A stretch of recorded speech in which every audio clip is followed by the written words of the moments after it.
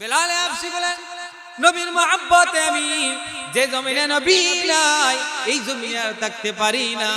দ্বীনের মহব্বতে, নবীর মহব্বতে উনি আল্লাহর নবীর রওজা থেকে দূর চলিয়া গেলেন, অন্যত্র চলে গেলেন। সুবহানাল্লাহ। বেলালের রাস্তা কান্দে আর কয়, নবী নাই, নবী নাই, এই জমিনে আমি আর থাকি না। 6 মাস আল্লাহ নবী বেলাল রে রওজার সম্মুখে না দেখার কারণে আল্লাহ নবী বেলাল রে স্বপ্নে যুগে দেখাইছেন। বলেন সুবহানাল্লাহ। বেলাল রে, তুমি কই আমার রওজার মুবারকের সামনে তো তোমারে দেখি না, 6 মাস হয়ে গেল। ও বেলাল, 6 মাস ধরে আমি তোমারে দেখি না রে বন্ধু, তুমি কই, তুমি কই? বেলাল ঘুম থেকে 2 চোখের পানি ছাইরিয়া কান্দে আর কান্দে, কয় নবী বলছেন আমি নাই রে, আমি নাই। বেলাল কান্দে আর 2 চোখের পানি ফালাইয়া, 2 চোখের অশ্রু ফালাইয়া বেলাল নবীজির রওজা তোরে দিকে রুজু হয়। হাঁটতে হাঁটতে মাস যায়, মাস যায়, মাস যায়।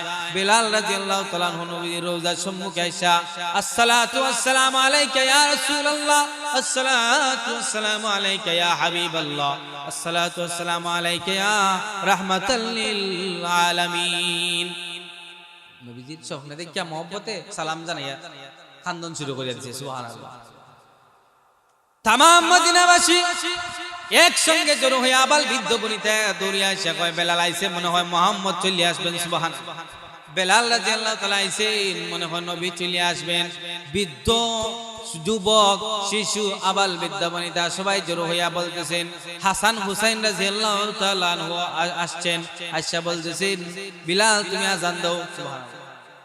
বহুদিন ধরে মদিনার ময়দানে নবীজির আযান হয় না, এজন্য তুমি আইছো, আমরা মনে করতেছি নবীও চলে আসছেন। সুবহানাল্লাহ। বুড়া বুড়া মানুষ, বুড়া বুড়া বেঠিন, বুড়া বুড়া বেটাইন সবাই দোলাইয়া হয়, নবী আইছেন নি, নবী আইছেন নি? বলে না না, নবী আমার স্বপ্নে দেখাইছেন। বেলাল, দ্বীনের জন্য তুমি কষ্ট করছো, দ্বীনের জন্য তোমার জীবনটা উৎসর্গ করছো, দ্বীনের জন্য তোমার শরীর নষ্ট করছো। বেলাল রে, 6 মাস ধরে তোমারে দেখি না, তাড়াতাড়ি আও, আমারে সালাম জানাও। বেলাল সালাম জানাইলেন। তামাম মদিনাবাসী আগমন করে বলতেছে, বেলাল গো, আযান দাও, তোমার কণ্ঠে আমরা আযান শুনতে চাই। সুবহানাল্লাহ। বেলাল আযান দেয় না, আযান দেয় না, না না, আযান দিব না। কেন আযান দিবে না? যে আমার আযানের পরে মুহাম্মদ সাল্লাল্লাহু আলাইহি ওয়াসাল্লাম নামাজ পড়াইবেন না, এখানে আমি আর আযান দিতে পারবো না। মানুষগুলা জড়ো হইয়া বলতেছেন, আমরা আপনার দরবারে আহাজারি করতেছি, করজুরে আপনার কাছে বলতেছি আযান দাও, আযান দাও। তুমি আযান দিলে নবীর যুগের আযানের কথা আমাদের স্মরণ হইবে, মানুষগুলা আসবে। না না, নবী আমার আযানের পরে নামাজ পড়াইবে না, আমি আযান দিতে পারবো না। নবীর মহব্বতে বেলাল এই মদিনা ছেড়ে চলে গেছিল, নবী আবার স্বপ্নে দেখাইছে, আবার ফিরে আইছে। হাসান হুসাইন রাদিয়াল্লাহু তাআলা আনহুমা দুজনকে মানুষগুলা বলতেছেন, আপনারা তো নবীজির নাতি, আপনারা যদি বলেন তাহলে বেলাল আযান দিবে। সুবহানাল্লাহ। বেলাল আযান দাও। বেলাল চিন্তা করে, নবী নাই, তাহলে কি হইছে? নবীজির অংশ আমারে বলছে আযান দেওয়ার জন্য, আযান দিছি। মহিলা, যুবক, বৃদ্ধ সবাই দল হইয়া দাঁড়াইছে যে বেলাল চলে আইছে, আবার বেলাল আবার চলে আইছে, বেলালের খেদমত শুরু হইয়া গেছে। এটা বোঝানোর জন্য আমি বলছিলাম যে ভাই, দ্বীনের মহব্বত না থাকলে দ্বীন মানা সম্ভব নয়, কোরআনের মহব্বত না থাকলে কোরআন মানা সম্ভব নয়, নামাজের মহব্বত, শরীয়তের মহব্বত তোমার ভিতরে না থাকলে নামাজ, রোজা সবকিছু মানা সম্ভব হইবে না। আসলে আল্লাহ পাক রব্বুল আলামিন আমাদের গুনাহ মাফের জন্য এই কিছু দিবস, কিছু রজনী আল্লাহ দিয়ে থাকে। আর মুসলমানের মর্যাদা এবং গুনাহ মাফের জন্য আল্লাহ তাআলা অনেক উসিলা খুঁজে, কিন্তু আমরা এই উসিলায় ব্যস্ত না, দুনিয়াবি কর্মে কাজে ব্যস্ত থাকি। যদি আজকে এখানে গানের মজলিস হইতো, যদি এখানে খেলার মজলিস হয়, অথবা দুনিয়াবি কোনো কিছু হইতো, তাহলে অনেক মানুষ দেখতেন জড়ো হয়ে যাইত, বহু মানুষ আসতো। অথবা ঝগড়া লাগছে, মসজিদে এলান হইতো, অনেক মানুষ হয়ে যাইত। গুরুত্ব আমাদের ইসলামের মধ্যে নয়, আদ-দীন ওয়ান নাসিহা, আল্লাহ রাসূল সাল্লাল্লাহু আলাইহি ওয়াসাল্লাম বলেন দিন হলো নসিহা। নসিহা কি? হিত কামনা, ভালো করা, মানুষের ভালাই চাওয়া। ইসলাম মানুষকে জাহান্নাম থেকে বাঁচায় জান্নাতের দিকে নিয়ে যায়। সুবহানাল্লাহ। পয়গম্বর নূহ আলাইহিস সালাতু ওয়াস সালাম যখন দাওয়াত দিছিলেন, কওম মানছিল না। উনার কওম না মানায় আল্লাহ পাক রব্বুল আলামিন নূহ আলাইহিস সালাতু ওয়াস সালামের মাধ্যমে দীর্ঘ বছর, দীর্ঘ মেয়াদি দাওয়াতের কাজ চালিয়েছেন। সুবহানাল্লাহ। অনেক বছর। কিতাবের মধ্যে 960 বছর, 950 বছর, 950 বছর নূহ আলাইহিস সালাম দ্বীনের দাওয়াত দিয়েছেন। কম কথা শুনে নাই, নাফরমানি করছে। এজন্য আল্লাহ তাআলা মুসা আলাইহিস সালামের যুগে এইভাবে ছিল, নাফরমানি করছিলেন, তাদেরকে আল্লাহ তাআলা সরাসরি শাস্তি দিয়েছেন, আমাদের দেন নাই। কারণ আমরা আখেরি নবীর উম্মত, সকলেই বলি আলহামদুলিল্লাহ। আখেরি নবীর উম্মত গুনাহ করলে সঙ্গে সঙ্গে আযাব দেয় না আল্লাহ তাআলা। জমিনের ফসল বন্ধ করেন না নবীজির উসিলায়, নবীজির খাতির। নূহ আলাইহিস সালাতু ওয়াস সালাম 950 বছর দাওয়াত দিছিলেন, আল্লাহরে মানো, মূর্তি ছাড়ো, এক আল্লাহর পূজা করো, আল্লাহর ইবাদত করো, আল্লাহকে মানো, বারবার বলছিলেন। যেভাবে আমাদের অত্র এলাকায় ওয়াজ অনেক মাহফিল হয়, কিন্তু মাহফিলের শেষে নামাজ হয় না, আমল হয় না। এটা মুসলমানের অধপতন। কারণ মুসলমানরে যতক্ষণ পর্যন্ত দ্বীনের সহি বুঝ না হয়, দ্বীনের জ্ঞান তার ভিতরে না ঢুকবে, মহব্বত না ঢুকবে, রাসূলের মহব্বত, আল্লাহর মহব্বত, কোরআনের মহব্বত না ঢুকবে, কিয়ামত পর্যন্ত যদি দ্বীনের দাওয়াত দেওয়া হয়, তারপরেও তার ভিতরে ইহসানিয়ত ঢুকবে না। বলেন নাউজুবিল্লাহ। নূহ আলাইহিস সালাতু ওয়াস সালামের যুগে যখন দাওয়াতি কাজ 950 বছর চালাইলেন, নূহ আলাইহিস সালাতু ওয়াস সালাম কওমকে বললেন, ফাকুল তুস্তাগফিরু রাব্বাকুম ইন্নাহু কানা গাফফারা। তোমরা আল্লাহ তাআলার দরবারে ইস্তিগফার করো। ইস্তিগফারের আমল তোমাদের জন্য জরুরি। ফাকুল তুস্তাগফিরু রাব্বাকুম, মাফ চাও, আল্লাহর দরবারে ক্ষমা চাও, আল্লাহর কাছে তোমরা ইস্তিগফার করো, ক্ষমা চাও, জিন্দেগীর গুনার মাফ চাও, জিন্দেগীর গুনার জন্য শর্মিন্দা হয়ে যাও। রব্বাকুম, তোমাদের পালনকর্তার কাছে, ইন্নাহু কানা গাফফারা, নিশ্চয় আল্লাহ তাআলা ক্ষমাশীল এবং দয়ালু। আল্লাহ মাফ করেন না? বহু বড় বড় গুনাহগারে আল্লাহ তাআলা মাফ করে দিয়েছেন, ঠিক না ঠিক না? ফাকুল তুস্তাগফিরু রাব্বাকুম ইন্নাহু কানা গাফফারা ইউরসিলিস সামাআ আলাইকুম মিদরারা ওয়া ইউমদিদুকুম বিআমওয়ালিন ওয়া বানিন ওয়া ইয়াজআল লাকুম জান্নাতিন ওয়া ইয়াজআল লাকুম আনহারা। নূহ আলাইহিস সালাতু ওয়াস সালাম দাওয়াত দিলেন, আল্লাহর দরবারে ক্ষমা চাও, মাফ চাও, আল্লাহর দিকে ফিরে আসো, আল্লাহর দরবারে চলে যাও, এক আল্লাহর ইবাদত করো, এক আল্লাহর দাওয়াত গ্রহণ করিয়া নাও। যদি তা করো তাহলে আল্লাহ তাআলা তোমাদের জমিনে যে ফসল হয় না, মেঘ বৃষ্টি হয় না, জমিন নষ্ট হয়ে গেছে, ফসল হয় না, ফসল নষ্ট হইয়া যাইতেছি, জমিন উর্বর হইতেছে না, ফাটা দিতেছে, মহান আল্লাহ তাআলা ইউরসিলিস সামাআ আলাইকুম মিদরারা, তোমাদের ইস্তিগফারের কারণে, তোমাদের ক্ষমা চাওয়ার কারণে মহান আল্লাহ বৃষ্টি দিয়ে দিবেন। সুবহানাল্লাহ। গুনার কারণে বন্ধ হইয়া যায় অনেক কিছু, গুনার কারণে ঘরে বরকত হয় না, বেনামাজির ঘরের মধ্যে রহমত হয় না, রুজির বরকত হয় না, ফসল আদি হয় না, ঘরে শান্তি আসে না। ইউরসিলিস সামাআ আলাইকুম মিদরারা ওয়া ইউমদিদুকুম বিআমওয়ালিন ওয়া বানিন, আর তওবার কারণে তোমাদের ফসল হবে, আল্লাহ তাআলা সন্তান দিয়ে দিবেন, সন্তান আদি বাড়ায়া দিবেন। নূহ আলাইহিস সালামের যে সন্তান হইতো না, আল্লাহর গজব নাজিল হইছে, আল্লাহরে মানে না, সন্তান বন্ধ হইয়া গেছে, নাউজুবিল্লাহ। ফসল বন্ধ হইয়া গেছে, ফসল হয় না, কিছুই হয় না, জমিন ফাটা দিয়ে দিছি, আল্লাহর নাফরমানি করতে করতে জমিন ফাটা দিয়া দিছি। আল্লাহ রাসূল সাল্লাল্লাহু আলাইহি ওয়াসাল্লাম বলতে গিয়া বলছেন, নূহ আলাইহিস সালাতু ওয়াস সালাম যখন এই ইস্তিগফারের কথাগুলা বলিয়া দিছিলেন, কিছু সংখ্যক মানুষ মানছিল আর কিছু সংখ্যক মানুষ মানছিল না।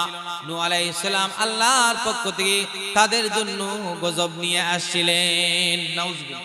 গজবে প্লাবন হয়ে গেছিল, প্লাবন, আকাশ পর্যন্ত পানি হয়ে গেছিল। বলেন নাউজুবিল্লাহ। ইউরসিলিস সামা আলাইকুম মিদরারা, তওবা করো, তোমাদের উপর আল্লাহ বৃষ্টি দিয়ে দিবেন।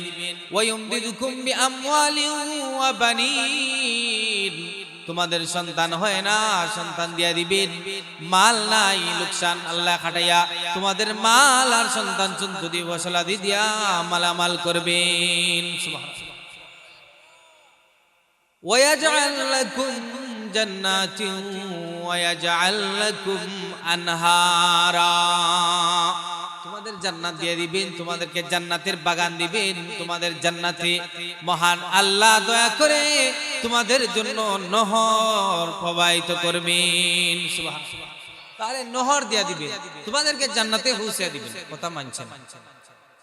এই আমাদের মতো ওয়াজ হয়, নসিহত হয়, জুমার দিন ওয়াজ হয়, 52টা শুক্রবার জুমার বছরে 52টা জুমা পায়, 52 বার বয়ান শুনি, সপ্তাহে একবার বয়ান শুনি, ওয়াজ মাহফিলে যায়, তারপরেও তার দিলের ভিতরে নবীজির মহব্বত আসে না।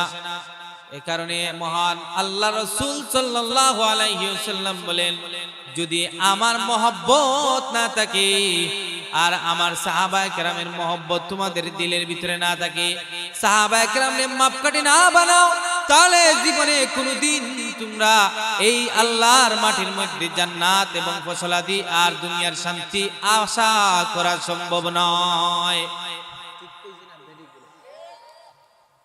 লা ইউমিনু আহাদুকুম হাত্তা আকুনা আহাব্বা ইলাইহি মিন ওয়ালিদিহি ওয়া ওয়ালাদিহি ওয়ান নাসি আজমাইন, যতক্ষণ পর্যন্ত তোমরা আমারে সারা পৃথিবীর মানুষের চাইতে, তোমার মা বাবা সন্তান সন্ততির চাইতে বেশি মহব্বত না করবা, দিন রে বেশি মহব্বত না করবা, তুমি কোনদিন মুমিন হইতা পারবা না।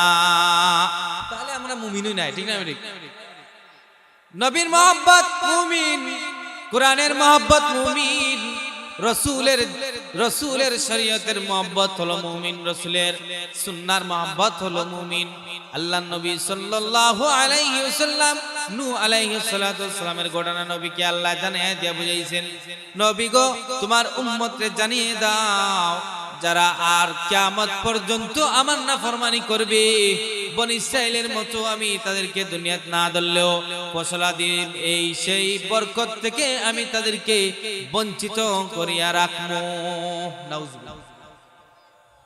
তাহলে আমরা বঞ্চিত হইতে চাই, ঠিক না? আজকে গানের মধ্যে হইতো এই জায়গায়, তাহলে হাজার হাজার মানুষ হইতো, ঠিক না? দুঃখের বিষয়, কলঙ্কের বিষয় মুমিন।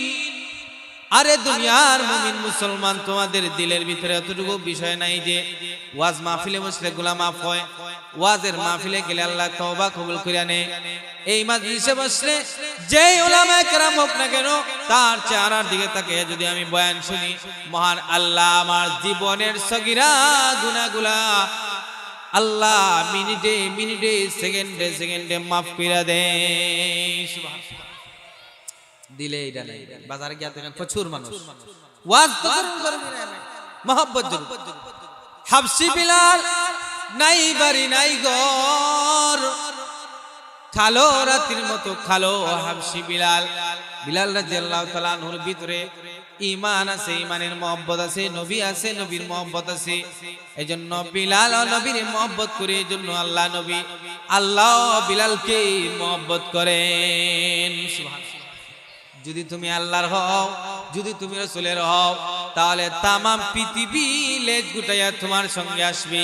আর যদি তুমি আল্লাহ এবং রাসূলের না হও, তামাম পৃথিবী যদি তুমি খেতে চাও, অর্জন করতে চাও, তাহলে পৃথিবীর মাটি তোমারে খাইয়া ফেলাইবে। তুমি পৃথিবীর টাকা পয়সা উপার্জন করতে পারবে না, মাটিও খাইতে পারবে না, পৃথিবীর মাটি তোমারে খাইয়া ফেলাইবে, ঠিক না? কখনো নাই। তুমি আল্লাহর হইতে, আল্লাহর যদি হও তাহলে আল্লাহ তোমার হয়ে যাইবেন।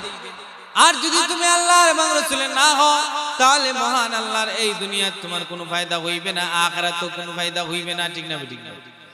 আল্লাহর নবীর মহব্বত থাকতে হবে। বিলাল রাদিয়াল্লাহু তাআলা আনহুর মহব্বত ছিল। হাবশী বিলাল রাদিয়াল্লাহু তাআলা আনহু আল্লাহর নবীর ইন্তেকালের পর নবীজির রওজা মুবারকের সম্মুখে গিয়া বলতেছেন, ইয়া রাসূলুল্লাহ, যেই জমিনে পয়গম্বর নবী নাই, যেই জমিনে মুহাম্মদ সাল্লাল্লাহু আলাইহি ওয়াসাল্লাম নাই, যেই জমিনে আল্লাহর নবী নাই, এই জমিনে আমি বেলাল আর থাকবো না। সুবহানাল্লাহ। তাহলে তারা বহু মহব্বত করেছেন দিনকে। এজন্য বিলালে অনেকবার মরণাপন্ন করা হয়েছে, পাথর মারা হয়েছে, তারপরেও দিন ছাড়ে না, দুনিয়া ধরে না, আখিরাত ধরে। সুবহানাল্লাহ। আখিরাত ধরো, দেখবা আল্লাহ তোমার দুনিয়া পিছনে পিছনে লাগিয়ে দিবে, ঠিক না?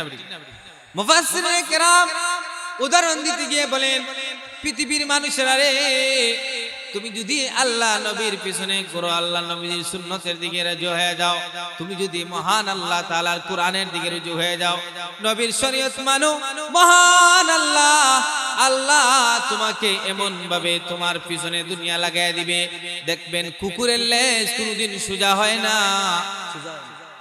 কুত্তার লেজ সোজা হয় নি ভাই? সোজা হয় না, দেখছেন সোজা হইতে? সোজা হয় না। কুকুরের লেজ সোজা হয় না। মুফাসসিরিনে কুকুরের লেজ ওই সময় সোজা হয় যখন দেখবেন আরো একটা কুকুর শক্তিশালী আয়সা ওই কুকুরকে দাওয়া করে, দাওয়া করার সঙ্গে সঙ্গে দেখা যায় লেজ গুটিয়ে সোজা হইয়া, কুকুরের লেজটা সোজা হইয়া লম্বা হইয়া পিছনের রাস্তারকে ঘুরাইয়া তার ফেট পর্যন্ত নিয়ে লম্বা করে ফেলায়। মুফাসসিরিনে কেরাম বলেন, দিন মানো, আল্লাহ মানো, পয়গম্বর নবী মানো, আল্লাহ তাআলার কথা শুনো, আল্লাহর কথা শুনো, আল্লাহর কালামুল্লাহর দিকে রুজু হয়ে যাও, মহান আল্লাহর দ্বীনের উপর অটল থাকো। কুকুর জবাবে শক্তিশালী লেজ, শক্তিশালী কুকুর দেখলে লেজ গুটাইয়া দৌড় দেই, দুনিয়াটাও তোমার পিছনে পিছনে দৌড়িয়া আগায়া যাইবে। দিন শিখো, নামাজ শিখো, আল্লাহর দিকে রুজু হও। দুনিয়ার মানুষেরা রে, ও মা বোনেরা, নামাজ ছাড়িও না, রোজা ছাড়িও না, আল্লাহর ইবাদত বন্ধ কইরো না। ওয়াজ বেশি জরুরি নাই, মানুষকে বড় ওয়াজ করিয়া বড় ঘটনা কইয়া হাসে এখান দেয়া এটার নাম জরুরি নাই। আমার আমল জরুরি। আল্লাহ তাআলা আমারে মুসলমান বানাইছে, মুসলিম হয়ে গেছি, কিন্তু নামে মুসলমান কোনো কাজে আসে না। তুমি কাজে মুসলমান হও, কাজে কাজী হও, তো আল্লাহ দুনিয়া ও আখিরাতে তোমারে ফায়দা কর বানিয়ে দিবেন। মাইরিদিল্লাহু বিহি খাইরান ইউফাক্কিহু ফিদ্দীন। আল্লাহ তাআলা যার ভালো মনে চায়, যার ভালো মনে করেন, তার দ্বীনের ফকি বানিয়ে দেন। তবে তুমি ইচ্ছা তো করতে হইবা, ঠিক না? ঠিক নয়? ইচ্ছা। আল্লাহ রাসূল বলেন, মানুষ আল্লাহর যেভাবে ধারণা করিবে, মহান আল্লাহ তাকে সেই ধারণা অনুযায়ী চালাইবেন। বলেন সুবহানাল্লাহ।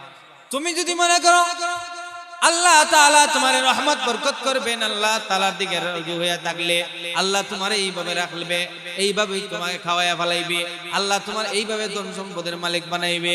তুমি যদি মনে করো সুদ না খাইলে তুমি চলতো না, আল্লাহ তোমার সুদের মধ্যে লিপ্ত করিয়া ফেলাইবে। তুমি যদি মনে করো, ও দুনিয়ার মা বোনেরা, তুমি যদি মনে করো ভিক্ষা কইরা খাইতে হইলে তুমি মনে হয় ভিক্ষা কইরা খাইতে পারবে, আল্লাহ তোমার ভিক্ষার মধ্যে লাগাইয়া রাখবে। তুমি যদি মহান আল্লাহকে বড় মনে করিয়া আল্লাহর দিকে রুজু হয়ে আল্লাহর উপরে তাওয়াক্কুল করিয়া যে কোনো কর্ম শুরু করে দাও, তাহলে আল্লাহ তোমার কর্মের মধ্যে বরকত দিয়া দিবে। মহান আল্লাহকে যে নিয়তে ব্যবহার করবেন, আল্লাহ তোমার সেই নিয়ত অনুযায়ী রাখবেন। সুবহানাল্লাহ। তাহলে মহান বাদশারে বাদশার মতো মনে করতে হবে, ঠিক না? ঠিক না? আল্লাহ যেভাবে বলছেন সেইভাবে আমার জীবনকে পরিচালনা করব। মহান আল্লাহ আমার ইজ্জতের মধ্যে বরকত দিবেন, আমার হায়াতের মধ্যে বরকত দিবেন, আল্লাহ আমার বাচ্চার মধ্যে বরকত দিবেন, আমার ফসলের মধ্যে বরকত দিবেন। আল্লাহ তাআলার দিকে রুজি না হয়, ঘরের মধ্যে সংসারের মধ্যে অভাব থাকবে, সংসারের মধ্যে ঝগড়া বাজাটি থাকবে, সংসারে মিল থাকবে না। আল্লাহ নবী সাল্লাল্লাহু আলাইহি ওয়াসাল্লামের সুন্নাত মানিয়া নাও, নবীরে মহব্বত করো, দেখবে সংসার সুন্দর হইয়া যাইবে। বেলাল হাবশী বলেন, নবীর মহব্বতে আমি যে জমিনে নবী নাই, এই জমিনে আর থাকতে পারি না। দ্বীনের মহব্বতে, নবীর মহব্বতে উনি আল্লাহর নবীর রওজা থেকে দূর চলিয়া গেলেন, অন্যত্র চলে গেলেন। সুবহানাল্লাহ। বেলালের রাস্তা কান্দে আর কয় নবী নাই, নবী নাই, এই জমিনে আমি আর থাকি না। 6 মাস আল্লাহ নবী বেলাল রে রোজার সম্মুখে না দেখার কারণে আল্লাহ নবী বেলাল রে স্বপ্নে যুগে দেখাইছেন। বলেন সুবহানাল্লাহ। বেলালের স্বপ্নে দেখাইছেন।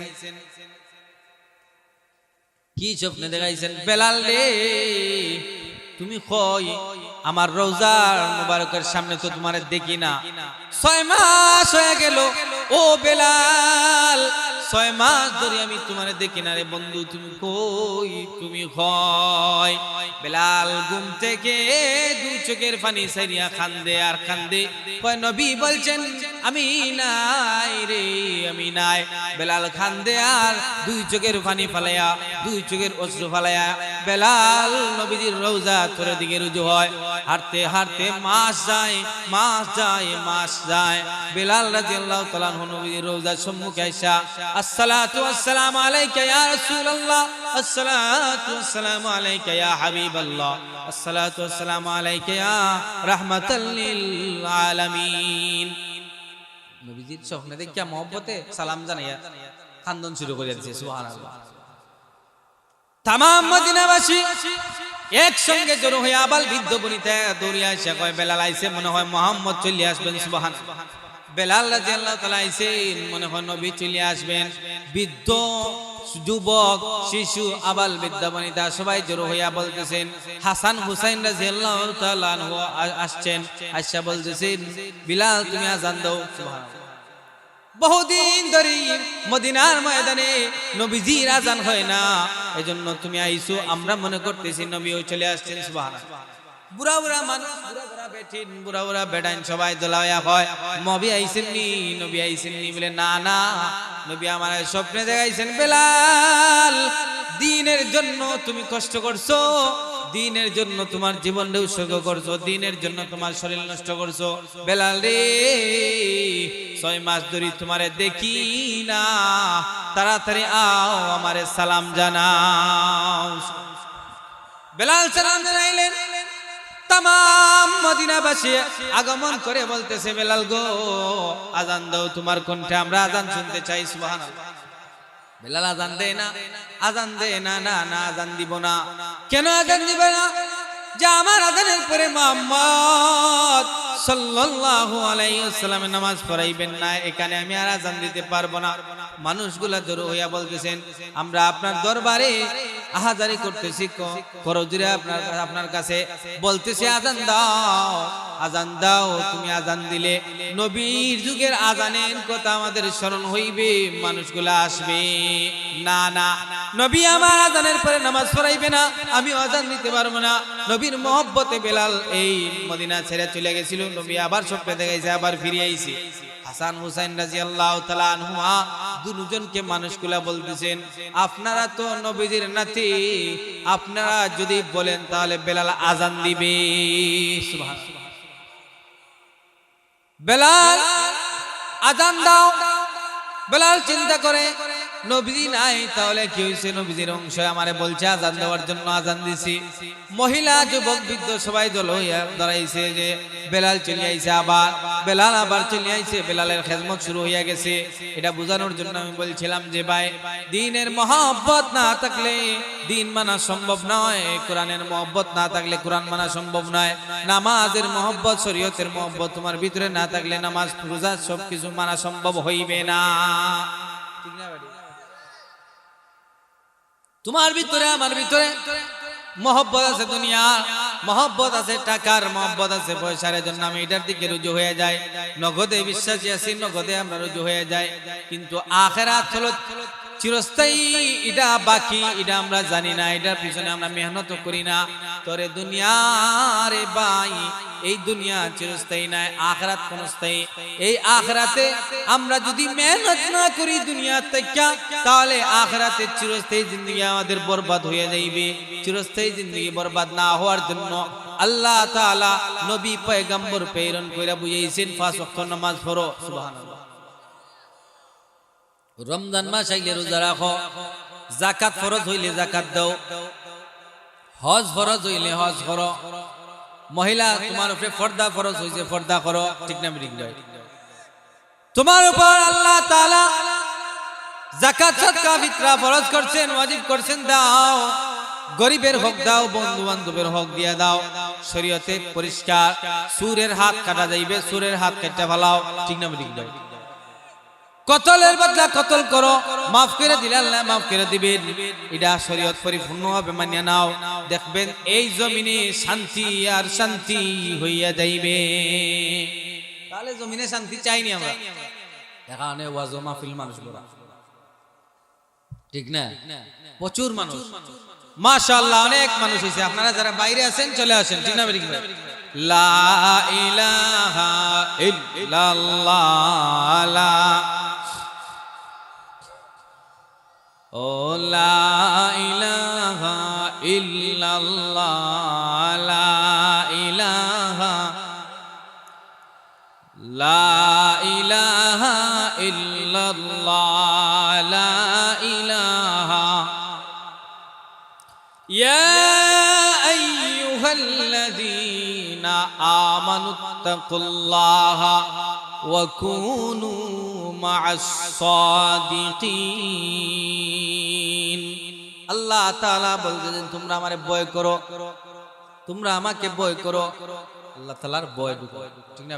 এই আয়াত তেলাওয়াত করছিলাম প্রথমে, তোমরা আমাকে ভয় করো, মুত্তাকি হয়ে যাও, মহান আল্লাহরে ভয় করো। ইয়া আইয়ুহাল্লাযীনা আমানুত্তাকুল্লাহ, আল্লাহর ভয় অন্তরে ঢুকাও।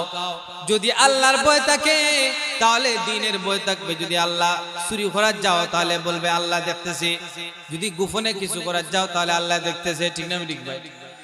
আমার আল্লাহ দেখতেছেন, আমি নামাজ পড়তেছি না, দুনিয়ার মানুষে ঢুকা দিতেছি, আল্লাহ ঢুকা দেওয়া যাইবে না, ঠিক না ঠিক? আমি রোজা রাখতেছি না, গোপনে গোপনে খাইতেছি, সমাজের মানুষ দেখতেছে আমার মুখ শুকনা, ঘরের ভিতরে আমি খাইয়া ফেলাইছি, আল্লাহ দেখতেছেন না? দেখতেছেন না? আল্লাহ দেখতেছেন। এজন্য আল্লাহর ভয়, আল্লাহর তাকওয়া যার ভিতরে আছে, হে পরিপূর্ণ মুমিন। মহান আল্লাহ বলেন, ইমানদার তুমি আমারে ভয় করো, অন্তরের ভিতরে তাকওয়া অর্জন করো। আমানুত্তাকুল্লাহ ওয়া কুনু মা'আস সাদিকিন, সত্যবাদীদের সঙ্গী হয়ে যাও। সুরের সাথী হইও না, সুরের সঙ্গী হইও না, বদমাশের সঙ্গী হইও না, নাস্তিকের সঙ্গী হইও না, দাজ্জালের সঙ্গী হইও না, বেঈমানের সঙ্গী হইও না, মুনাফিকের সঙ্গী হইও না, নাস্তিকের সঙ্গী হইও না, আলিম বিরোধীর সঙ্গী হইও না, কুরআন বিরোধীর সঙ্গী হইও না, ফেরাউনের সঙ্গী হইও না, মুদির সঙ্গী হইও না, ট্রাম্পের সঙ্গী হইও না, নাস্তিক মুরতাদের সঙ্গী হইও না। তুমি সত্যবাদীদের সঙ্গী হইয়া আল্লাহ তাআলার ভয় অন্তরে ঢুকে নাও। আমাদের সমাজ তো এখন সত্যবাদীদের সঙ্গী হইতে চায় না, ঠিক না? সত্যবাদীদের সঙ্গী নয়, নাস্তিক মুরতাদের সঙ্গী হইতে চায়। এখন বর্তমানে এমন এক সমাজ, ভালো মানুষ চলতে সমস্যা, ঠিক না? অসুবিধা হয়ে যায়। সুরের সাথে তাল মিলিয়ে চললে সমাজে উনি ভালো, খুব ভালো লোক। আর যদি আপনি সুরকে বয়কট করেন, বদমাইশকে বয়কট করেন, নাস্তিককে বয়কট করেন, নাস্তিকের সঙ্গী না হন, তাহলে তো আপনি ইমানদার। এজন্য ডাইলে চাউলে যদি এখানে করিয়া চলতে পারো তো তুমি সমাজের ভালো, বলেন না? মুনাফিকের মতো সমাজে চললে ভালো নয়, এটা ইমানদারি হয় না, মুত্তাকি হওয়া যায় না, ঠিক না ভাই? হাজারো মুশরিক, হাজারো দাজ্জালের সম্মুখেও ঈমান প্রকাশ করতে হবে, ঠিক না ভাই? ইমানদার হইতে হবে। ইমানদার যদি হইয়া খবরে যাইতে হয় তাহলে সত্যবাদীদের সঙ্গে হইতে হবে। বর্তমানে আরো কিছু সমাজ হইছে, এমন এক সমস্যা, এখন ইলেকশন হইছে, ঠিক না ভাই? কুরবানির সময় গরু বিক্রি হয় 70,000 1 লাখ, ঠিক না ভাই? ছাগল বিক্রি হয় 10,000 15,000 20,000, কিন্তু এই মানুষগুলা ঈমান নষ্ট করে 500 টাকায়, ঠিক না ভাই? 500 টাকা তার এই যে একটা মতামত দিল, নাস্তিকের কাছে দিয়ে দিল। এই নাস্তিক যখন সংসদে বয়, তারপরে কুরআন বিরোধী, ইসলামী বিরোধী কথা সংসদে আইন পাস করে, ঠিক না ভাই? এই নাস্তিককে যখন বসানো হয় তখন উলামায়ে কেরামকে ফাঁসির কাস্টে ঝুলানো হয়, ঠিক না ভাই? আমার কারণে যদি একটা নাস্তিক সংসদে বসে, আমার কারণে যদি এই আমার এক ফুটের কারণে নাস্তিক মুরতাদরা কুরআন বিরোধী, ইসলাম বিরোধী আইন পাস করে, তাহলে কিয়ামত পর্যন্ত মরণের পরেই আমি আল্লাহর দরবারে জবাবদিহি করতে হবে, ঠিক না? ইয়া আইয়ুহাল্লাযীনা আমানুত্তাকুল্লাহ ওয়া কুনু মা'আস সাদিকিন। ও ইমানদারেরা তোমরা আমারে ভয় করো, ভয় করার মতো ভয় করো, যেভাবে ভয় করলে আমার ভয় হয়, আল্লাহর ভয় হয়। আল্লাহর ভয় হয় যেভাবে এইভাবে চলো, তাকে মুত্তাকি বলা হয়। আল্লাহ বলতেছেন মুত্তাকি হও, ইমানদার হওয়া যায় কিন্তু আল্লাহর ভয়কারী হওয়া যায় না। বহু আমার মতো বহু পাঞ্জাবিওয়ালা হওয়া যায়, বহু মৌলানা হওয়া যায়, বহু মুফতি হওয়া যায়, কিন্তু মুফতির ভিতরেও যদি আল্লাহর ভয় না থাকে তাহলে মুফতি সাহেব বহু গুনার কাজ করতে পারবেন, ঠিক না? আল্লাহর ভয় যদি না থাকে তাহলে রাহাজানি গুনাহগুনি করতে পারবে, একজনের আরেকজনের সাথে মারামারি লাগিয়ে দিতে পারবে, পরিবারে মারামারি লাগিয়ে দিতে পারবে, একজনের লাইলা আরেকজনের টেলাইতে পারবে, একজনের জমি আরেকজনের দখল করতে পারবে, সুদ ঘুষ খাইতে পারবে, একজনে 1000 টাকা লাগাইলে এটা বলে 1200 টাকা হয়ে যায়, এইভাবে তুমি সুদ খাইতে পারবে। যখন আল্লাহর ভয় হইবে তখন তুমি আর সুদে টাকা লাগাইবে না, খরচা দিবে, ভালো লাগছে না দিও না, সুদ খাওয়া ছাড়িয়া দিবে, ঘুষ খাওয়া ছাড়িয়া দিবে। বিচারও গেছে 1000 টাকা না দিলে বিচারও যায় না। আরে ঘুষখোরের দল, মহান আল্লাহ রাসূল বলতেছেন একটা ন্যায় সঙ্গত বিচার করিয়া দেশ, তাহলে মহান আল্লাহ তোর আমলনামায় 1000 রাকাত নফল নামাজের সব দিবেন। তাহলে ঘুষ খাইলে দিবেন না, বিচারও যায় না, টাকা না দিলে যায় না। এক জায়গার এক ঘটনা হইতাম নি, সময় কম হয়ে গেলায়, এক জায়গার এক ঘটনা। তারা বইছে বিচার দুই দল, এক দলে আনছে 5000 টাকা দিয়ে একটারে, আর এক দলে আনছে 10000 টাকা দিয়ে একটারে। এটা কিন্তু বাস্তব ঘটনা রে ভাই, নাম বললে সমস্যা হবে, এটা আমাদের বিশ্বনাথ এলাকায় ঘটনা। কি বিচারে রায় হয় না, বিচারে দুইজন, একজন 5000 টাকা, একজন 10000 টাকা, এখন রায় তো আর হয় না, লাগছে বেড়াছেরা। দুই দিকেও রায় দেওয়া সম্ভব আছে, কেউ একদিকেও দেয় না, ওইদিকেও দেয় না। 5000 টাকায় মাতে না, 10000 টাকায়ও মাতে না, লাগছে বেড়া আউলা জৌলা। আজকের বিচার ক্লোজ হবে, ওখান থেকে উঠা যাইবে, তখন একজন রাগ করে দাঁড়িয়ে হয়, আরে মাতো না কেনেতে, রায় হয় না কেনে? রায় হইবে কিভাবে? 5000 টাকা দিকে ফাঁসে দিকে লড়ে না, টাকা উল্লেখ করছে না ভাই, ফাঁসে লড়ে না দিকে। আর একজন একটা কয় 10 তো লড়তো, ফাঁসে না লড়লে 10 কেনে লড়ে না? পরে কয় তাহলে 10 লড়বো, কারণ 10 তো বেশি, 5 লড়লে সমস্যা, যে ভাই বেশি ওবাই লড়ে।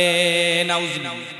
এটার নাম মুত্তাকি নাই, দাড়ি লম্বা টুপি আছে, সব আছে, তুমি 10 হইয়া 10 লড়ে না, 5 লড়ে না, ঘুষ খেয়ে যদি বিচারে দাও তাহলে 1000 রাকাত নফল নামাজের সব তুমি পাইবা না।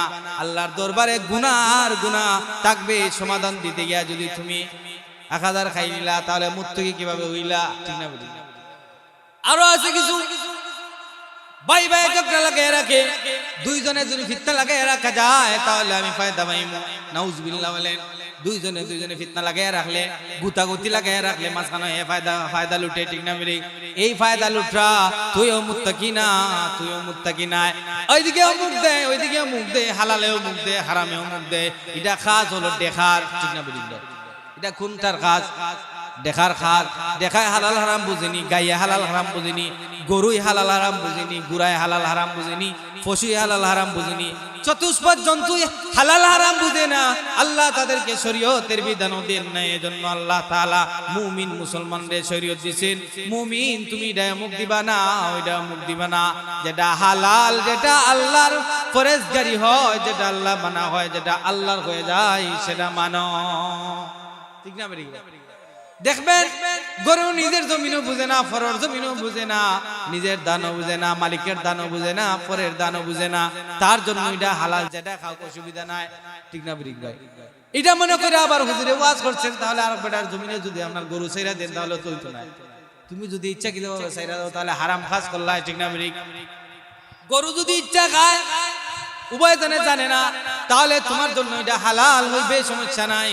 জানার পরেও যদি আবার রাত্রিবেলা লুকাইয়া গরু তোমার আরেক বেটার দানার মধ্যে ছাড়িয়া দাও, আর বলো হুজুরে বলছেন গরুর জন্য শরীয়ত নাই, এখন তো তোমার সাথে জড়িত হইয়া গেছে, কারণ তুমি ছাইরা খাওয়াইতেছো, এটার রক্ত মাংস এখন তোমার জন্য হারাম হইয়া যায়। আরেকজনের গাছের ফল ভালো লাগছে, বাইরে খাইছো, এটা মুত্তাকির কাজ নাই, একটা ক্লাস ওয়ালার কাজ নাই, এটা ইমানদারের কাজ নাই, ঠিক না? রাস্তার নিচে একটা গাছ আছে, গাছ থেকে আমের ফল পড়ছে, নিচে আম, যাইবার সময় পকেটে ঢুকে নিছো, এটার নাম মুত্তাকি নাই। ইয়া আইয়ুহাল্লাযীনা আমানুত্তাকুল্লাহা ওয়া কুনু মা'আস সাদিকিন। মুত্তাকি হয়ে যাও, সত্যবাদীদের সঙ্গী হও। যদি সত্যবাদীদের সঙ্গী হয়ে যাও তাহলে আল্লাহ তোমার মুত্তাকি বানিয়ে দিবেন। সত্যবাদী কারা? বর্তমান যুগে বিশ্বের মধ্যে আদম আলাইহিস সালাম থেকে নিয়ে কিয়ামত পর্যন্ত সর্বপ্রথম মানুষ হলেন, সবচাইতে ভালো মানুষ হলেন মুহাম্মদ সাল্লাল্লাহু আলাইহি ওয়াসাল্লাম। দুরূদ পড়েন সাল্লাল্লাহু আলাইহি ওয়াসাল্লাম। সবচাইতে ভালো মানুষ, সবচাইতে উৎকৃষ্ট মানব, মহামানব, মহানবী সাল্লাল্লাহু আলাইহি ওয়াসাল্লাম বলেছেন, আমার পরে হলো আমার ওয়ারিসরা, পৃথিবীর জমিনে যত আলিম উলামা আছে তারাই সত্যবাদী। সুবহানাল্লাহ। তাহলে সত্যবাদীর সঙ্গী হও, আলিম উলামার সঙ্গী হও, আর আলিম উলামার সাথে যারা থাকে তাদের সঙ্গী হও, তাদের সাথে যারা থাকে তাদের সঙ্গী হও, তাদের সাথে যারা থাকে তাদের সঙ্গী হও, তাদের সাথে সঙ্গী হও, তাদের যেভাবে গুড়াগাড়া গিয়া লাগছে তাদের সঙ্গী হও, তবলিগালার সঙ্গী হও, গাস্তের সঙ্গী হও, তালিমের সঙ্গী হও, তবলিগের সঙ্গী হও, 3 দিনের সাথী হয়ে যাও, 40 দিন চিল্লা লাগাও, দেখবে আল্লাহ তোমাকে ধীরে ধীরে মুত্তাকি খাতায় নাম তুলিয়া দিবেন। বুঝাইছিনি ভাই, বুঝাইছিনি ভাই। যদি নাই তো তাহলে বাজারের মানুষ আজকে কত সময় বইয়া যাইতো, ঠিক না ঠিক না? বসতে অনেক ফায়দা হইয়া যাইতো, ঠিক না ঠিক ভাই? মহান আল্লাহ রব্বুল আলামিন আল্লাহর জমিনে আল্লাহর দ্বীন কায়েম করার জন্য নবী পাঠাইছেন। নবীর ঘরে উলামায়ে কেরামগণ দিয়ে গেছেন। উলামায়ে কেরামদের সম্মান করা, তাদের কথা মতো জীবন গঠন করা হলো আমাদের জন্যই পাথে আখিরাত, ঠিক না ঠিক না? আমাদের জন্য আখিরাতের পথ। তাদের পথে পথ যদি বানাই না, তাদের মতে মত যদি বানাই না, সেটা সাহাবায়ে কেরামের পথ হইবে না, সেটা নবীজির পথ হইবে না, সেটা নবীজির উসিলা হইবে না, সেটা নবীজির তরিকা হইবে না।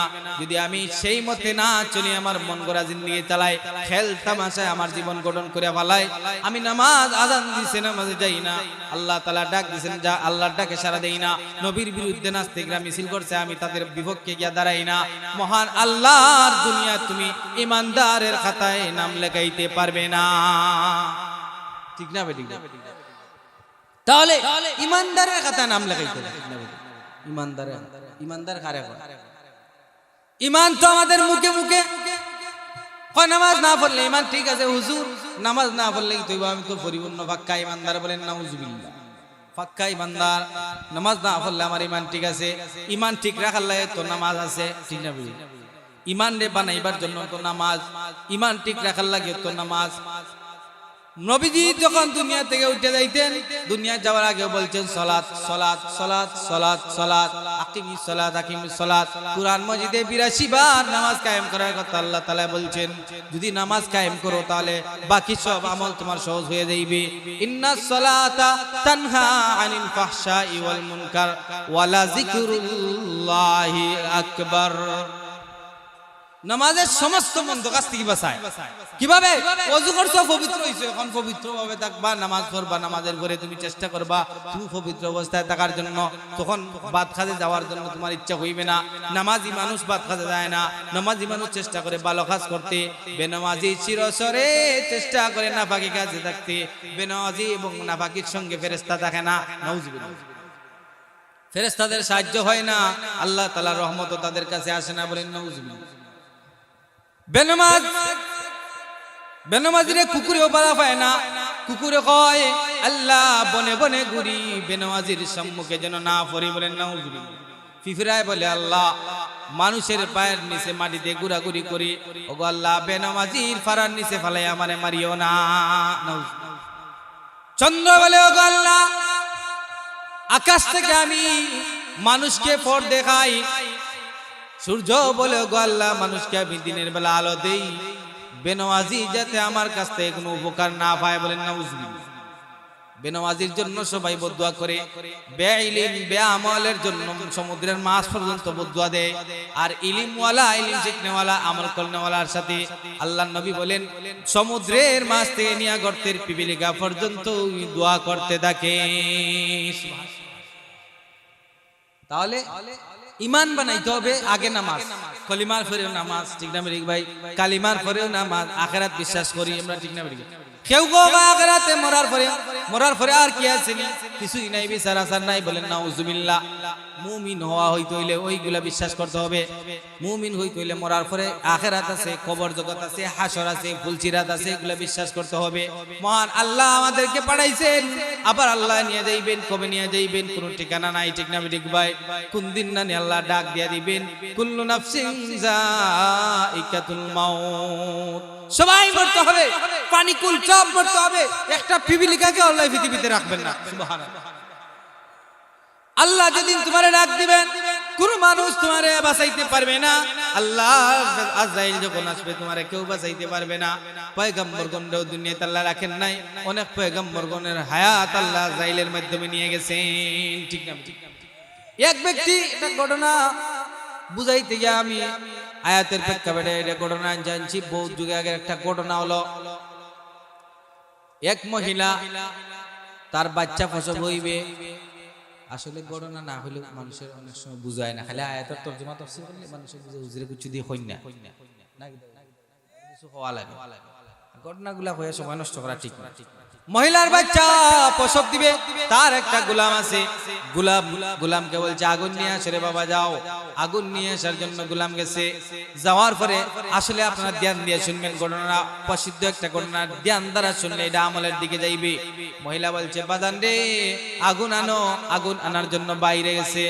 বাইরে গিয়া কিতাবের মধ্যে লিখছেন, বাইরে যাওয়ার পরে বাচ্চা দেখে একজন দবদবে সাদা দাড়িওয়ালা মুরব্বী তার সম্মুখে দাঁড়াইছেন, পাঞ্জাবি জুব্বা লাগাইয়া। দেখিয়া বড় বড় বড় বড় ইখলাস ওয়ালা মুখলিসিন লাগতেছে, ফরেজগার বাপ বোঝা যাইতেছে। সুবহানাল্লাহ। বাচ্চা 12-13 বছরের যে বাচ্চাটা, বেশি বড় নাই। আগের যুগের বাচ্চারা কিন্তু জ্ঞানী ছিল, আমাদের বর্তমান যুগের বাচ্চারা জ্ঞানী নাই, টিকটকার হয়ে যায়, মোবাইলার হয়ে যায়, মা বাবার কথা শুনে না, বিয়াদবি করে না। বাদ খানা মোবাইল না দিলে আরে বিয়াদবের বাচ্চারা আছে, কেমন অবস্থা হয়ে গেছে, ঠিক না মিরিক ভাই? আগের যুগের বাচ্চারাও বেশি বুঝতো, আল্লাহ তাআলা তাদেরকে জ্ঞান দিয়েছিলেন। এই বাচ্চারা ওই মুরব্বী বলতেন, তুমি যে আগুন আনার জন্য যাইতেছো, আগুন আনিয়ে কি করবা? ওই বাচ্চা ওই মহিলার ঘরে যে বাচ্চাটা প্রসব হইবে এটা মেয়ে হইবে, আর ওই মেয়ে 100 পুরুষের সঙ্গে জিনা করবে, এটা খারাপ হইবে। বলেন নাউজুবিল্লাহ। 100 পুরুষের সাথে জিনা করবে, ব্যভিচারী করবে, মহান আল্লাহর নাফরমানি করবে। এরপরে আল্লাহ তাআলা একটা মাকড়সার মাধ্যমে তার হায়াত বাহির করে দিবেন। মাকড়ের মাধ্যমে আল্লাহ আজরাইল পাঠাইয়া এই মাকড় দিয়া তারে মারবেন। মুফাসসিরিনে কিরাম এই দুইটা কথার ব্যস্ত ব্যাখ্যা করতে গিয়া অনেক সময় নষ্ট করে ব্যস্ত সময় কাটাইছেন, ব্যাখ্যা করে বুঝাইতেছেন। আল্লাহ চাইলে তারে বড় আযাব দিয়েও মারতে পারেন, চাইলে আল্লাহ তাআলা একটা ছোট জিনিস দিয়েও তারে ধ্বংস করে নিতে পারেন। সুবহানাল্লাহ। তাহলে আমরা যদি আল্লাহ হয়ে যাই, হায়াতের জিন্দগি যদি ফুরাইয়া যায়, তাহলে আল্লাহ রহমতের সাথে আমাদের হায়াত দিবেন। যেভাবে যাওয়ার সেভাবে যাইবেন, কুকুরের মতো রাস্তাঘাটে মৃত্যুবরণ করা লাগবে না। আল্লাহ তাআলা নামাজরত অবস্থায় আমার মৃত্যু দিয়া দিবেন। আমি যদি নাস্তিক হইয়া যাই, তাহলে আমার মরণটা কুকুরের মতো হইবে, গাড়ির নিচে ফিরা হইবে, আগ্নিত ফিরা হইবে। শেখ হাসিনার মতো নিজের মাটির দেশে হইবে না, আমার মরণ হইবে মানিক্যার মতো কলাপাতায় ঘুমাইয়া আমার মরণ হইবে না, জেলে হইছে আমার মরণ হইবে না। যদি আমি আল্লাহর হই, মহান আল্লাহ আমার হায়াতের নিরাপত্তা দিয়া এমন ভাবে মৃত্যু দিবেন, কেমন ভাবে মৃত্যু দিবেন, একটা পিপিলিকার খামরের মতো আল্লাহ মৃত্যু দিয়া জান্নাতের সাথে কবরের মিল বানাইয়া দিবেন।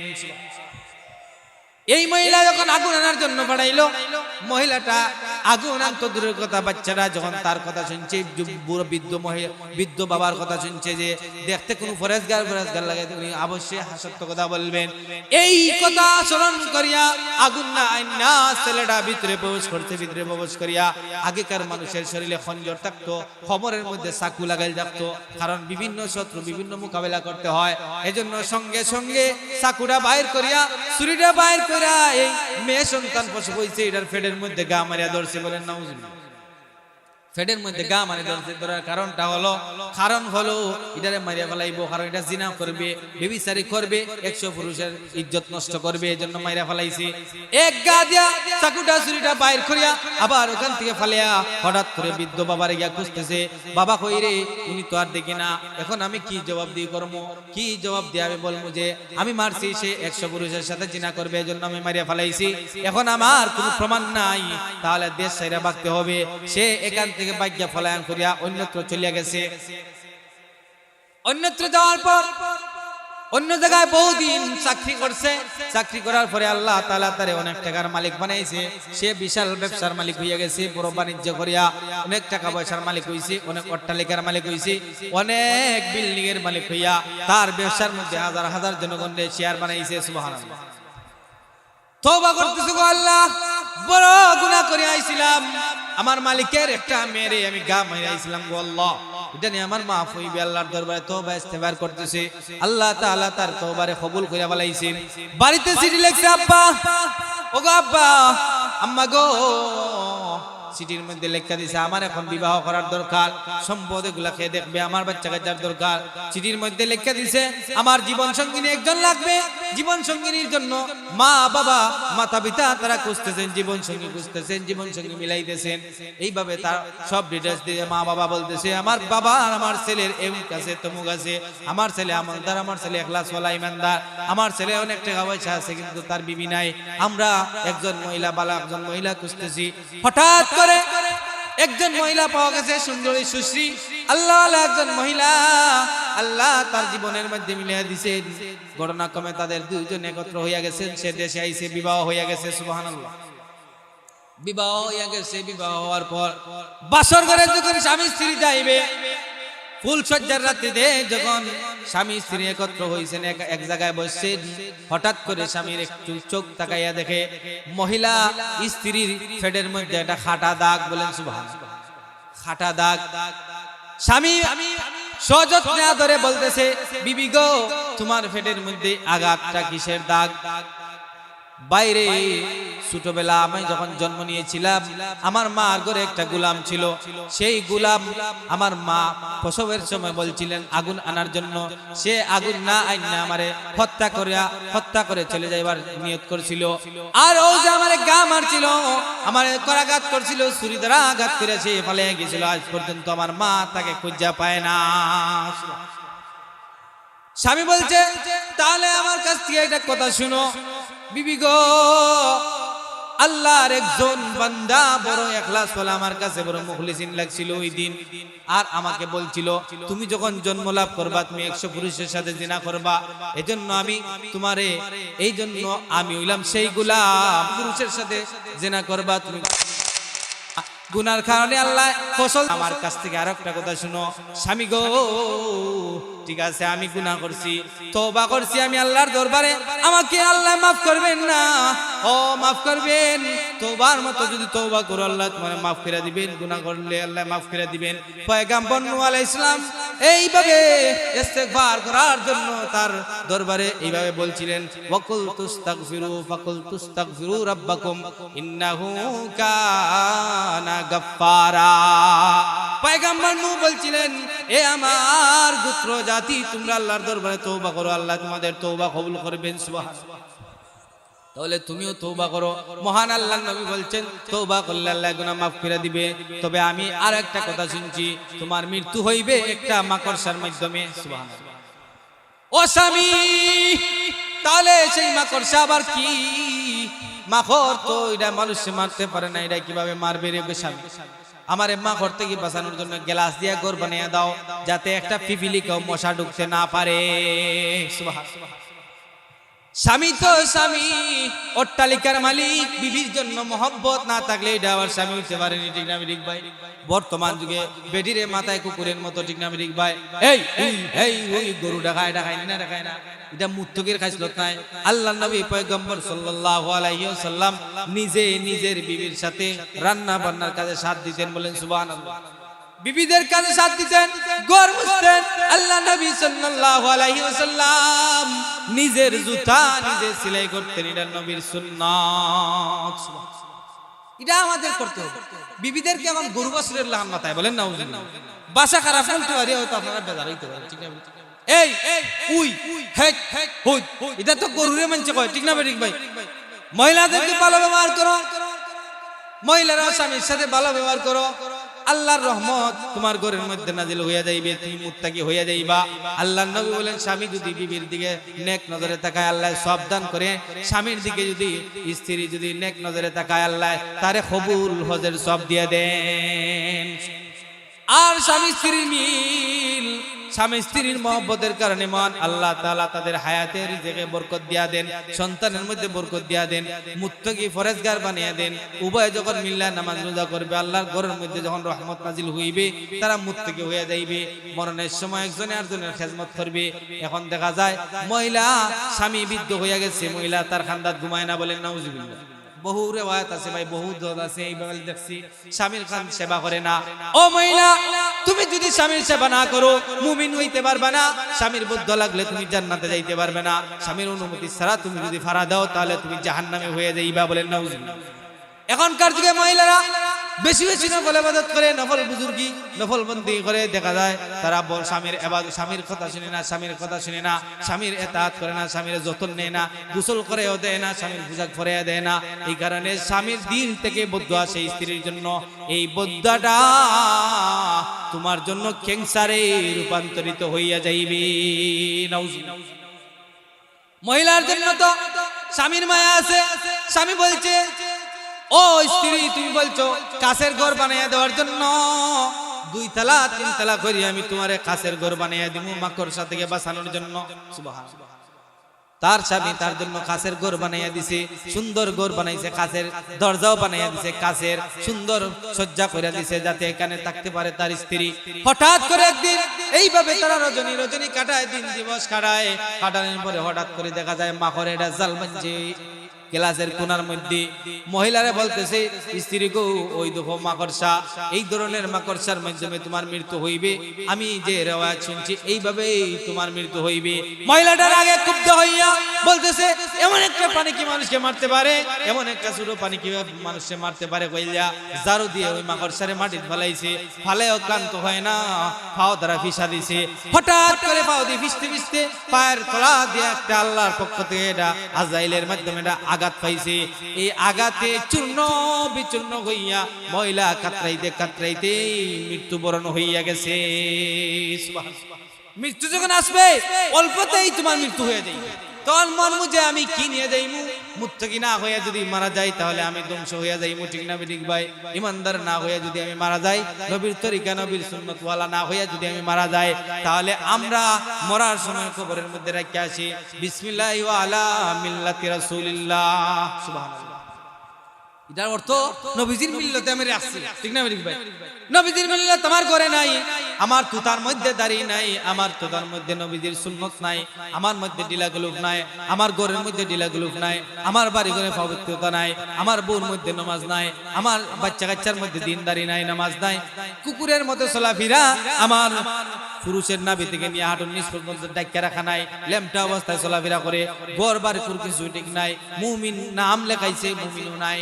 এজন্য আমার অবস্থা যদি এমন হয় তাহলে আমার জীবনের অধপতন ছাড়া কোনোদিন ঊর্ধ্বত হবে না। আমরা সাইন আল্লাহ আল্লাহ চলে 1 নম্বর গুণ হলো আল্লাহর কথা শোনা, 1 নম্বর হলো ঈমান আনো আল্লাহর উপর, 2 নম্বর নামাজ পড়ো। বাকিগুলা পরবর্তীতে আপনাদের অনেক ওয়াজ শুনছেন জানা আছে, আগে নামাজ পড়তে হবে, ঠিক না ঠিক ভাই? হাত তুলা দিয়া বলি যে আমরা আজ থেকে 5 ওয়াক্ত নামাজ পড়বো ইনশাআল্লাহ। পড়বেন তো ভাই? ফজর সহ 5 ওয়াক্ত, বেশি মানুষের দরকার নাই। এই মানুষগুলা যদি 5 ওয়াক্ত নামাজ পড়ে তাহলে আল্লাহ বরকত দিয়া দিবেন, সুবহানাল্লাহ, ঠিক না ঠিক ভাই? বিষয়টা হলো কথা ঠিক, কাজ ঠিক, সব ঠিক করার সময় আমি করি না, তাহলে এটা পরিপূর্ণ মুমিন হয় না, ঠিক না ঠিক ভাই? কথা কাজে ঠিক থাকতে হবে। মুমিন হইতে হলে কথা আর কাজে মিল রাখতে হবে। যদি কথা আর কাজে মিল থাকে না তাহলে মুমিন হইবে না। অন্যায় নগরের মতো যদি অন্যায় কাজ করি তাহলে আমাদের এই অন্যায় একসময় ফাঁসির কাছে আল্লাহ তাআলার দরবারে গিয়া আমি জাহান্নামী হইয়া যাইমু, ঠিক না? অন্যায় নগরের ঘটনা আছে, হুজুরে আনতে পারেন আস্তে আস্তে, আমি ঘটনা বলে শেষ করে দিই। ওয়াজ করা জরুরি না ভাই, যা বলছি এর ভিতরে অনেক আমল আছে, ঠিক না? হুজুর বসে আছেন, এর ভিতরে বহু আমল আছে। যদি আমি আমল বলে একলাস বলা হয়, এক জায়গায় ফির সাহেব আর মুরিদ গেছে, ঠিক না বেঠিক ভাই? ফির আর মুরিদ এক জায়গায় গেছে, ইয়া দেখছে ঘির দামে আর তেলের দামে সমান। সুবহানাল্লাহ। ঘির দাম 1000 টাকা হইতো না, এখানে দেখা যায় ঘির দাম 100 টাকা, তেলের দাম 100 টাকা। তো ভালো নাই। ফির সাহেব কয় না, এই দেশে আর থাকতাম না, কারণ এটা অন্যায়, এই দেশে খালি জুলুম নির্যাতন। তেলের দামে আর ঘির দামে সমান, এই দেশে আর টাকা যায় না, ঠিক না বেঠিক? ফির সাহেব ঠিকই বুঝছে। মুরিদ কয় না না, হুজুরে এত ওয়াজ করে দাওয়াত চলবে না। নামাজের কথা কয়, নামাজ পড়লে আমরা রুজি করতে পারতাম না, গাড়ি ড্রাইভারি করতে পারতাম না, লাফারদের চাকরি করতে পারতাম না, এমন করতে পারতাম না, তেমন করতে পারতাম না।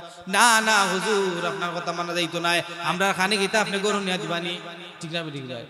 হয় হুজুর না, ফির সাহেব আপনি চলে যান, এখানে গিয়ে খাইয়া আমার গর্দনা মোটা হইয়া কিছুদিন আমি স্বাস্থ্য বানাইয়া চলে আসি। কন্যা হুজুর ফির সাহেব কোন বাবারে, তুই আমার বিরুদ্ধে গেছস গা, আমি আর তোর সপক্ষে নাই, তুই তো আমার বিরুদ্ধে চলে গেছস। ফির যদি মুরিদ যদি ফিরের বিরুদ্ধে হইয়া যায়, তো আল্লাহর বিরুদ্ধে হইয়া গেল। না না হুজুর, আমি কিছুদিন ঘি খাইয়া আসি, কারণ আমাদের দেশে ঘির দাম বেশি। নাউজুবিল্লাহ। তখন ঘি খাওয়াত লাগছে, ঘি খাইতেছে। হঠাৎ করে এই গ্রামে একদিন একটা বিচার হইতো। কি বিচার? সুরের বিচার। চুরি করছে, সুরের বিচার হইতো। সুর ধরিয়া সুরের বিচার হইতো। তখন কি বিচার? ঘরের ভিতরে সুর ঢুকছে, সুর ঢুকিয়া মরিয়া গেছে। সুর ঢুকছে আর ওয়াল ভাঙ্গিয়া ওয়াল তার ফিটি ধরে মরি গেছে। তখন বিচার কি? সুরের বিচার। সুর বলতেছে, আমাদের কি দোষ? ঘরের ভিতরে ঢুকছে চুরি করার জন্য। চুরি করার গিয়া ইট ভাঙ্গিয়া বালু ভাঙ্গিয়া আমাদের উপরে পড়ছে। এটা আমাদের দোষ নাই, আমরা বাচ্চা যাইতাম। এটা আমি জানি না, এটা যে মেস্তরে ঘর বানাইছে এর দোষ। মেস্তরের দোষ। মেস্তরে ধরে আনা হয়েছে। মেস্তরে কয় এটা আমি কি কইতাম, এটা তো আমার দোষ নাই, যে কন্ট্রাক্টর তার দোষ। কন্ট্রাক্টরে আনা হয়েছে, সে কয় এটা আমি জানি না, দেখেন যুগালি কি বেশি পানি দিছে না কম সিমেন্ট দিছে, এটা তো তার দোষ। তারা আনা হয়েছে না, সবাই একজনের জন্য দোষ দেয়, কয় আমি জানি না। পরবর্তীতে যুগালি কয় আমি কি করবো, আমার তো কোনো দোষ নাই। এইদিকে একটা গুড়া আইছে, গুঙ্গুর লাগাইয়া আমি বয় পাইয়া পানি একটু বেশি মরিয়া গেছে, এটা আমার দোষ নাই, এটা গুড়ার দোষ। নাউজুবিল্লাহ। কয়টা গুড়া এইভাবে দোষ করে গুড়ার মালিক রানো, গুড়ার মালিক রানা হইছে। গুড়ার মালিক কাইয়া কয় আমি আমার কি দোষ, এটা তো গুঙ্গুরের দোষ। কয় তাহলে গুঙ্গুর খেয়ে বানাইছে, ওইটারে আনো। গুঙ্গুর বানাইছে খেয়ে তো আর জানতেছেন আপনারা, এ গুঙ্গুর বানাইছে গুঙ্গুরওয়ালা, ওইটা যে খামার হয়, খামার বলে খামার রে আনো, খামারে দরিয়া আনা হয়েছে।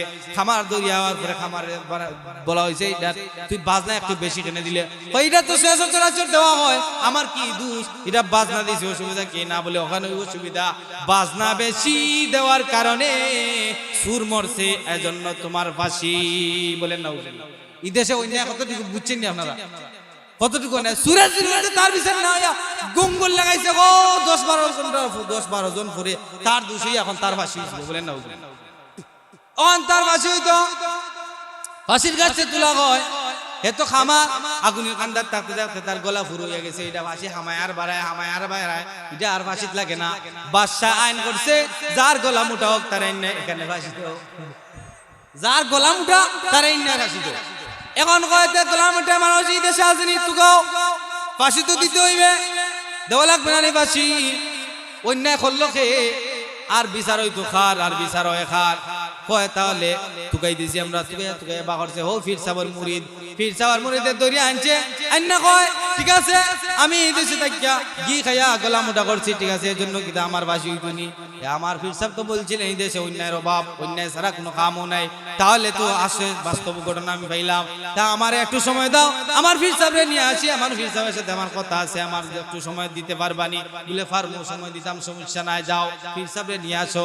ফির সাহেবের কাছে গেছে, হুজুর এইভাবে ঘটনা এইভাবে এই দেশে বিচার নাই হুজুর, ঠিক আছে, ঘি খাইয়া আমার গর্দনা মুঠ হয়েছে, শরীরে ঠুসাস হয়েছে, এখন যার ফাঁসি তো সুরের ফুসর না হইয়া গেছে, খামারের গেছে, খামারের না হইয়া খামারের গলা ফাঁসির কাছ থেকে আগলো সরিয়া যায়, এজন্য এখন বলে গলা মুঠা যার তার ফাঁসি হইতো। ফিরে কয় তাহলে ঘটনা তো আমি বলছিলাম আগে, তুই এখানে থাকতে না, এখানে অন্য, এখানে আল্লাহর নবীর দিন চিনে না, আল্লাহ চিনে না, আল্লাহ কিছু চিনে না, নামাজ নাই, রোজা নাই, হালাল হারাম বুঝে না, ঘির দামে আর তেলের দামের সমান, এখন মরো তুমি। নাউজুবিল্লাহ। হয় হুজুরেরা বুদ্ধি দেন কিভাবে বাঁচতাম, তো বুদ্ধি হইল তুই কইবে আমি তো তোর সাথে যাইমু, তুই কইবে আজকে আমার ফাঁসি দাও, আর আমি কইবো আজকে আমার ফাঁসি দাও, ফিরে কইবো আমারে ফাঁসি দাও, মুরিদে কইবো তাহলে আমারে দাও ফাঁসি। তো এইভাবে যখন আমরা টানাটানি করবো তাহলে তো একটা বেজার লাগবো, তারা কইবো এইটার কারণ কি, মুরিদর ফাঁসির জন্য আমরা গলা মোটার জন্য তুললাম, এখন পীর সাহেব কয় তার ফাঁসি হইতো, হে হইতো তার ফাঁসি হইতো, কারণটা কি দা বিষয়টা বোঝার দরকার। তখন তারা তো মাতামাতি করবো, তখন আমরা কইমু আজকে যে এই ফাঁসির কাজটি উঠবে তাই জান্নাতি শহীদ হইয়া যাইবে।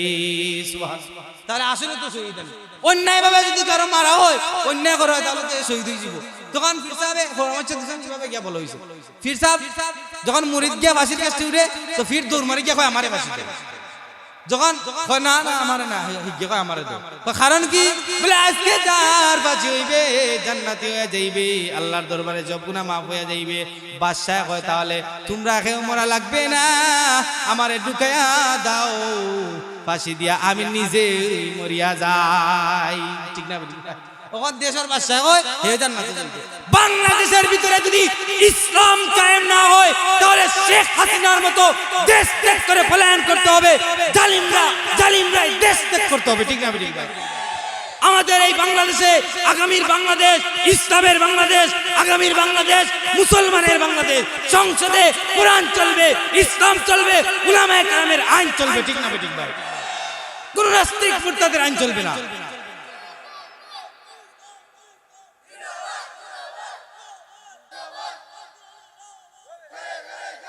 আজ থেকে দৃঢ় পরিকল্পনা করতে হবে, বাংলার জমিনে যদি নামাজ প্রতিষ্ঠা করতে হয়, বাংলার জমিনে যদি ইসলাম প্রতিষ্ঠা করতে হয়, বাংলার জমিনে যদি ন্যায় ইনসাফ প্রতিষ্ঠা করতে হয়, তাহলে সংসদে আলিমকে বসাইতে হবে, সংসদে ইসলাম নিয়ে কথাবার্তা হইতে হবে, সংসদে কোরআনের আইন চলবে, বাংলার জমিনে ইসলামী আইন চলবে। ঠিক না? ঠিক ভাই, বাংলার জমিনে যদি ইসলাম প্রতিষ্ঠা না হয় প্রতিটা ঘরে ঘরে মুসলমান জন্মাইবে না, নাস্তিক জন্মাইবে, প্রতিটা ঘরে ঘরে ইহুদ নাসারাদের কালচার ঘটবে। ঠিক না? ঠিক ভাই, অতএব এই বাংলার জমিনে ইসলাম প্রতিষ্ঠা করতে হলে, ন্যায় ইনসাফ প্রতিষ্ঠা করতে হলে বাংলার জমিনে মুসলমানেরা রাজত্ব করতে হবে।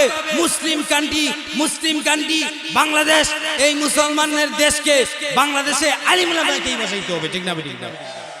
আর যদি নাস্তিক বসাই তাহলে নাস্তিকের কথা করবে, আর যদি বেঈমান বসাই তাহলে বেঈমানের আইন চালু করবে। ঠিক না? ঠিক ভাই, আর যদি আমেরিকার এজেন্ডা বসাই তাহলে আমেরিকার সমস্ত কুকালচার বাংলাদেশে বাস্তবায়ন করা হবে। ঠিক না? ঠিক ভাই, এজন্য আপনাদের কাছে আশাবাদী, ইসলাম এবং মুসলমান হইয়া আল্লাহ তাআলা তাকওয়াওয়ালা বানাই আমাদেরকে এই দুনিয়া থেকে উঠাক। সকলে বলি আমিন।